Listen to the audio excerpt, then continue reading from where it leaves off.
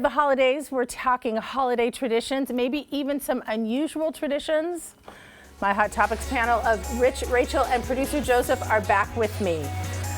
Okay, are we ready? Because we have some real hot takes to really get through.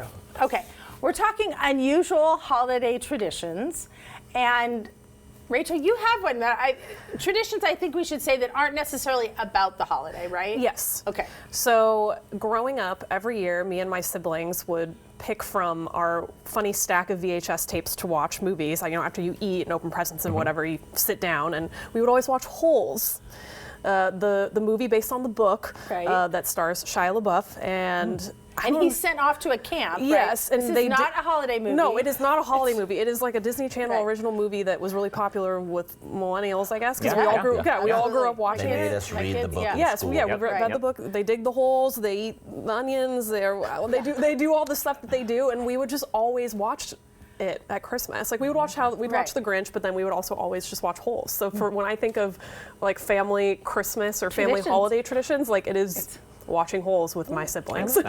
And still to this day, you'll watch it? We haven't watched it in a couple of years. You know, with the pandemic, we weren't all together every year, or we would choose to watch other things. But I think I think in 2023 we're going to watch Holes for old time's sake. I mean, nothing says family all together like sending your kid away. To dig holes. To dig holes and eat onions. I mean, actually, you can appreciate what you have, right? Exactly. Okay. So, any traditions that aren't holiday or?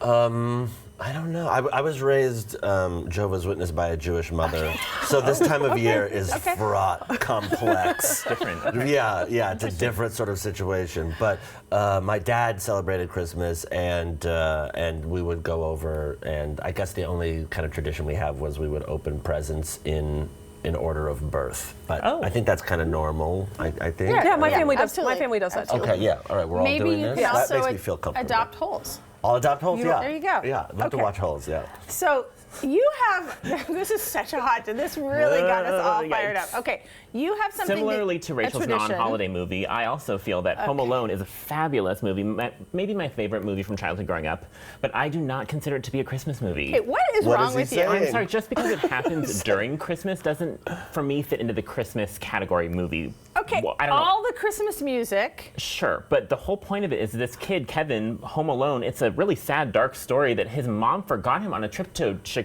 I mean, it happens. You know, no, does it? It didn't happen to me growing up. And you these terrible burglars, robbers coming in, trying to like do gosh knows what to him. That just doesn't scream Christmas holiday fun to me. That is a different kind of a movie for me. Any thoughts? Well, it makes me think of like how some people consider Die Hard to be a Christmas movie because it happens around Christmas. And that is polarizing, just like Home Alone.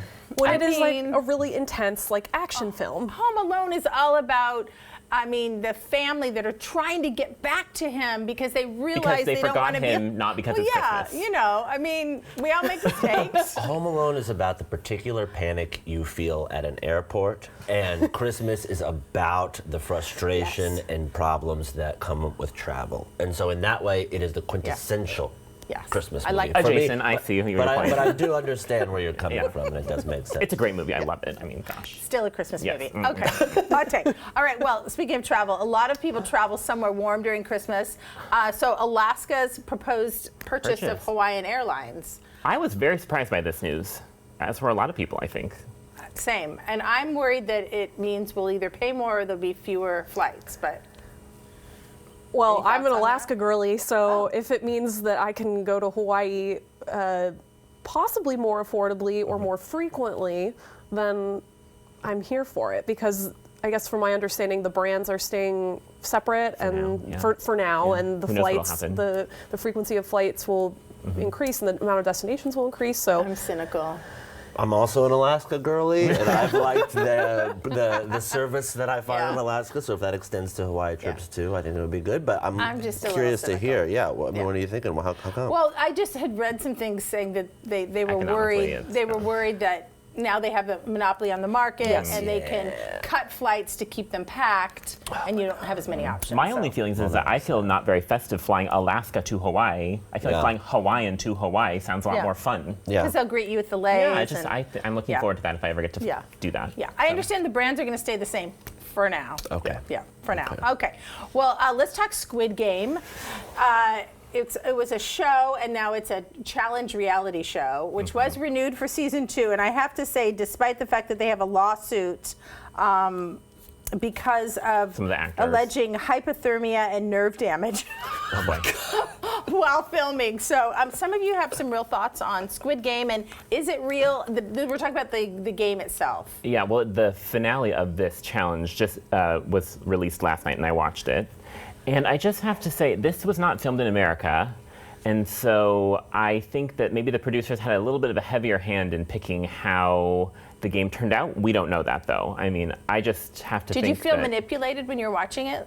I didn't know what to think. I was just like, we don't really have this kind of show made in America. So it was a little confusing, and I didn't really understand why we needed to recreate such a dark fictional show with real people. That was made me kind of sad. Maybe it says something about us.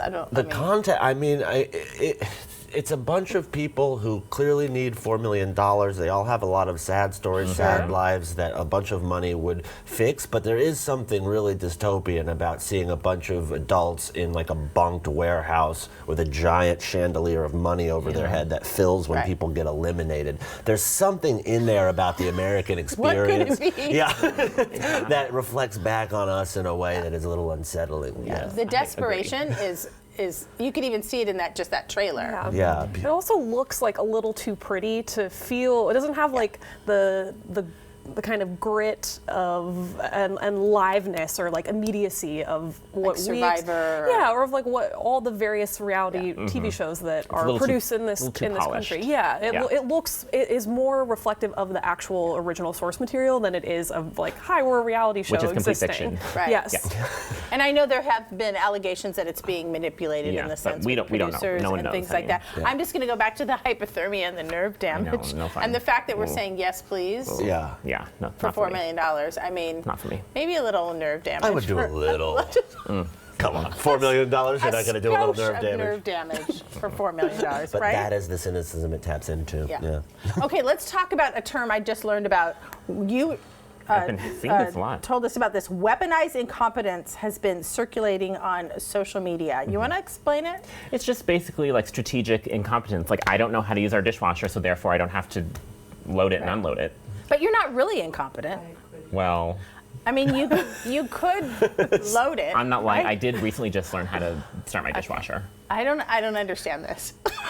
My take on this term is like saying like, I'm baby, like I can't, I'm a baby, I'm just a baby, I can't do that. Anything, yeah. It's like kind of an easy like, I can't handle this, so bye, someone else can do it. That's my interpretation of it. I use it in journalism a lot. If I'm talking to somebody and I want them to slip up, it makes people feel comfortable, like they're in control and they're educating you. Strategic incompetence. You know more than me. I'm just a little old country boy from Missouri. Now what? Right. Yeah, exactly. Could you explain this tax to me again? You were saying something about maybe the garbage or something? I mean, I think it's a little enabling, the idea of I can't do this, and I buy into it, and I'm always the one that does the dishwasher or takes out the garbage, or the whole. Don't get me started on the whole idea of with my husband, he has to tell me when he's taking out the garbage. Come on, Scott. Like, why do you have to tell me? I don't tell you every time I take out the garbage. Like, good job. Anyway, no.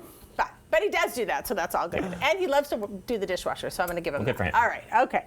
I say no to weaponized incompetence. Just do it. All right. Thank you all.